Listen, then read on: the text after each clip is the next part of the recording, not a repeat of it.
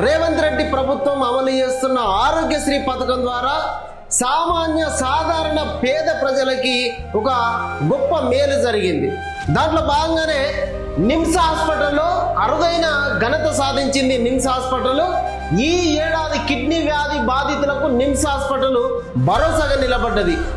ఈ హాస్పిటల్ ఏర్పడ్డ గత 10 ఏళ్లలో ఏడాదికి 100 చొప్పున కిడ్నీ ఆపరేషన్లు చేస్తే ఈ ఏడాదిలో 6 నెలల లోపలనే 100వ కిడ్నీ ఆపరేషన్ విజయవంతంగా చేయడం జరిగింది.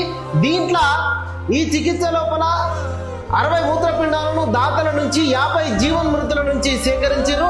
ఇందులో 4గురికి రోబోల సాయంతో చికిత్స కూడా చేస్తే విజయవంతంగా అయ్యింది. అది ప్రైవేట్లో లక్షల రూపాయలు ఖర్చు అయ్యేటువంటి ఈ చికిత్సకి పేదలని దృష్టిలో పెట్టుకొని ఈ వైద్యాన్ని, కార్పొరేట్ వైద్యాన్ని అందించే విధంగా ప్రభుత్వం సాయం చేస్తున్నాయని చెప్పేసి నిన్న ఆ విభాగ అధిపతి కూడా మాట్లాడడం జరిగింది.